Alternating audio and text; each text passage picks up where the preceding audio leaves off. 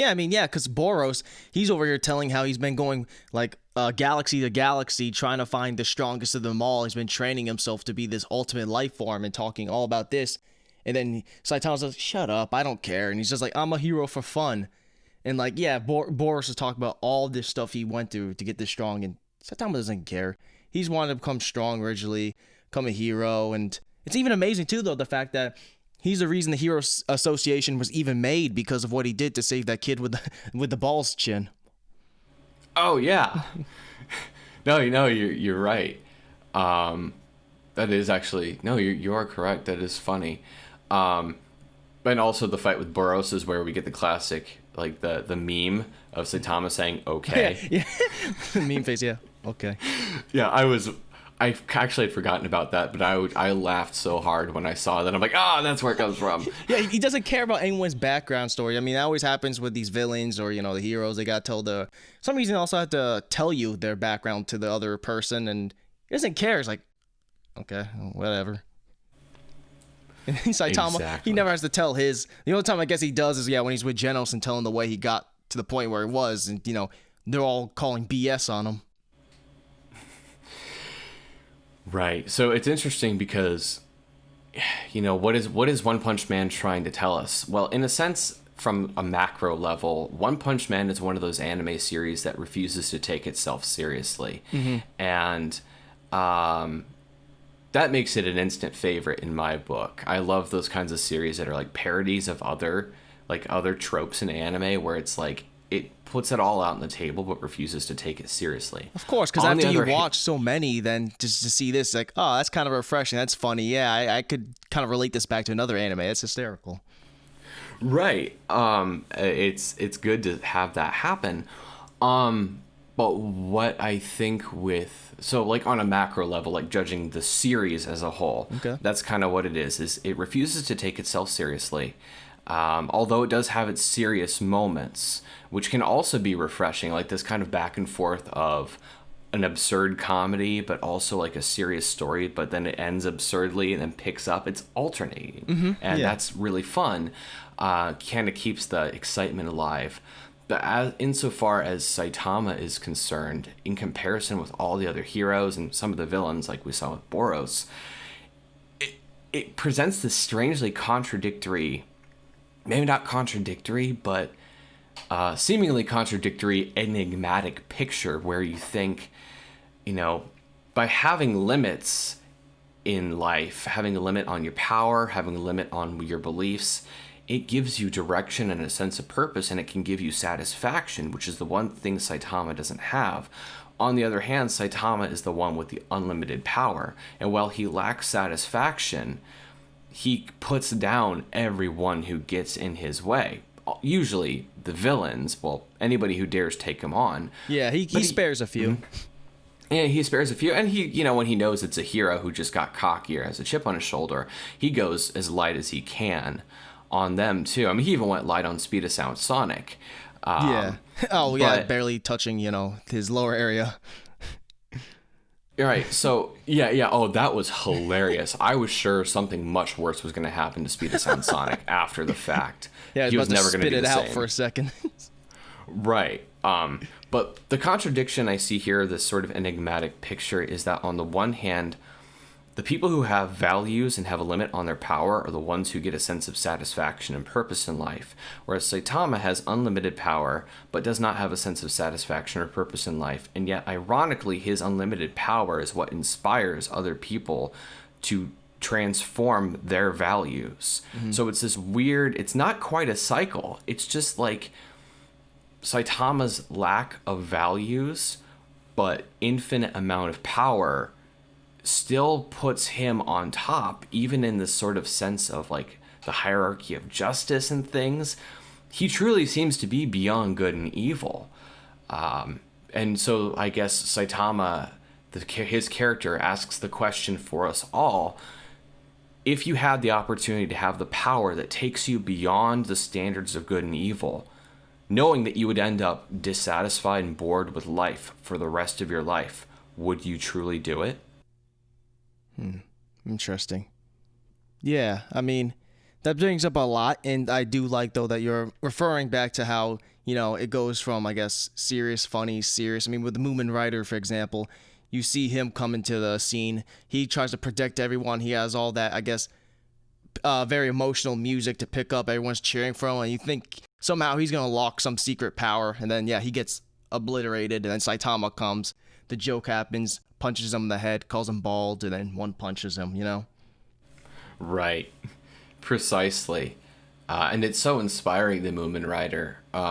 But one of the interesting things was it was kind of subtle because it gets buried underneath the drama of everything else that follows. But I believe Moomin Rider was the only person who wrote thank you note to Saitama. Mm-hmm. He was the one who wrote this. He was the one who wrote the thank you note, and then he offered to buy Saitama a beer, offered to buy him something at that little shop on the corner. Yeah. And that little bit of gratitude, I wouldn't say it transformed Saitama, but it gave him a sense of satisfaction for the briefest moment. Somebody simply saying thank you. Yeah, and you kind of see, I don't think he really takes it serious, but he kind of jokes with Genos how he gets all this fan mail, how, everyone think he's like handsome and how cool he is, the demon cyborg. And then he's Cape Baldy. No one cares about him. Yeah, nobody cares about Cape Baldy. So it's funny because also another observation you can make is that because of how seriously the heroes take their profession as heroes, and how seriously they take things as petty as the rankings or as serious as a sense of justice, it strangely seems to put them out of contact with reality. Mm-hmm. When ultimately it seems like the sort of the purposeless drifter Saitama, he is the reality. Yeah, of course. I mean, this man could easily be S-class. He doesn't care. I mean, heck, all the stuff that King did, he doesn't go saying, well, that was me. Or he doesn't even get mad at King for the fact that he didn't say that it was Saitama. He doesn't care at all. I mean, he's like, just get stronger. He doesn't mind at all about it. I mean, he wants to get ranked more. I mean, at first, when he defeats the Comet or Meteor, he was kind of surprised, like, that's it? That's all I ranked up? And he was shocked. But at the same time, I mean, I think it's just shorts. I mean, he doesn't really care. No, he doesn't care. But the funny thing is, he's still, as far as I remember, he was still only B class by the end of the series, because he had jumped from C1 up to the B class. Yeah, I think he does only jump up to like the highest of like B class. Yeah, but it's funny because he could easily take down absolutely any of the S-class heroes, let alone the entirety of Class A, but he's being ranked in the low levels of Class B, but he is the most powerful hero, and he repeatedly demonstrates it. But it's because other people are so out of touch with reality, and they're so subjectively invested in their own ideas of justice, of value, of other things, or maybe their own petty squabbles of who owns the rankings or whatever. Because of that, they're all sort of Saitama's in their blind spot. He is the reality they're ignoring, and the consequence is that he doesn't get what he deserves. He doesn't get the promotion to S1 as he most likely deserves. Because everybody else is out of touch with reality. He's powerful enough to have established himself as sort of like the top standard, but he goes unnoticed. Well, it's funnier though. I will say the only thing is very minor manga thing is that everyone starts acknowledging him when the A class start talking to him. All the S class starts to acknowledge him. But even with Fubuki, she notices that Saitama's talking to Genos, talking to King, talking to Bang. So he's talking to all these S-class heroes. Like, how can a little B-class hero be doing that? Right. So it's funny that people start more and more to acknowledge him, the stronger, than the people who are weaker in his class. Like, what? How's that possible? Yeah, it is. That was so funny watching Fubuki just look around, like, what are you doing hanging out with all the S-class heroes? Like, and they're just chilling in King's apartment playing video games and doing nothing. But that's also kind of funny that Saitama kind of humanizes them. I mean, it's not that they weren't human before, didn't have their own hobbies or aspirations before. He just sort of brings them down to a mundane level. and Yeah, makes of them, course. they sort of take on like the casualness with which he conducts himself. Yeah, they're all there, like they're eating together, they're playing video games, and then they go into Saitama's apartment, and none of them will leave. He already has the problem with Genos, how he won't leave, and he has like a little sleeping bag there trying to pay rent. Saitama's like, everyone, just leave. Just funny, the S class is just like the few of them are just like kind of gnats to him. They won't leave the man alone. Right. So overall, the series, it was interesting because, I mean, it was hilarious, but it had a good enough storyline, and not just good enough, it had a very good storyline, a lot of fantastic action that would sometimes keep you on the edge of your seat, especially with the characters who aren't as strong as Saitama, which is literally everybody else. But overall, my analysis or my judgment of it was that it was an excellent series that puts a number of interesting concepts and factors into like a tension with each other or contradiction with each other that generates a sense of absurdity but also humor. Yeah. Okay, It's absurdity, humor, and hope it's all at the same time.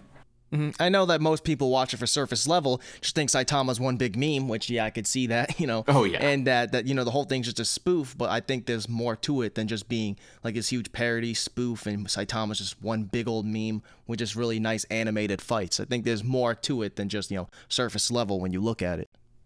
Absolutely. There is far more there. I mean, I wish I could like draw off of one. I was trying to think before we did this. I was, if there was one specific philosopher who had something to say on this, because after all, I am Plato Senpai. I'm trying to think of like one specific philosopher who had something to say about boredom. And nothing was really coming to mind. But that's okay. I've given you my sort of original analysis on things, so Yeah, of course. And yeah, I mean, there'll still be, the manga is way ahead, so there'll definitely be a season 3 and 4. I don't know when. With animes, you never know, right? It could easily be 3 years, 4 years, yeah. a month. Who knows? Yeah, that one series I mentioned, Oregairu. Season 2 came out in 2015, and they just started airing season 3 about 3 weeks ago. My goodness. Yeah, I understand that a lot of animes are like that, where it just takes so long. But I guess I can understand, because I'm one of the problems. I mean, I watch my anime for free. Right. So I'm probably not helping. No, that's a different discussion for another time. Yeah. All right. Well, thank you very much for talking about season 1 and 2 of One Punch Man. Like I said, hopefully, whenever season 3, maybe season 4, we can make another discussion about that. There'll be, trust me, plenty to talk about when that comes out. Yes, I'm sure, because the way season 2 ended, it's like, okay, this by far was not over, and the success that the show enjoyed, including having won a couple awards in the United States. It's like, okay, this can't be over. I mean, also, the same guy who made One Punch Man made Mob Psycho. Mob Psycho, I think in 2020 or 2019, won a bunch of awards too.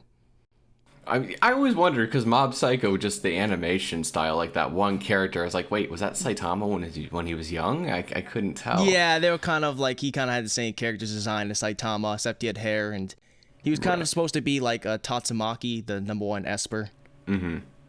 So yeah, interesting. Okay, well, for sure, we definitely got to talk about the next few seasons when they come out. That sounds good to me. Thank you for featuring me. Yep, no problem. Thank you for listening to our One Punch Man discussion part 3 on seasons 1 and 2. Like and subscribe for more My Hero, Attack on Titan, and One Punch Man content. Also, make sure to sub to Playo Senpai as well, and huge thanks to him for helping make this happen.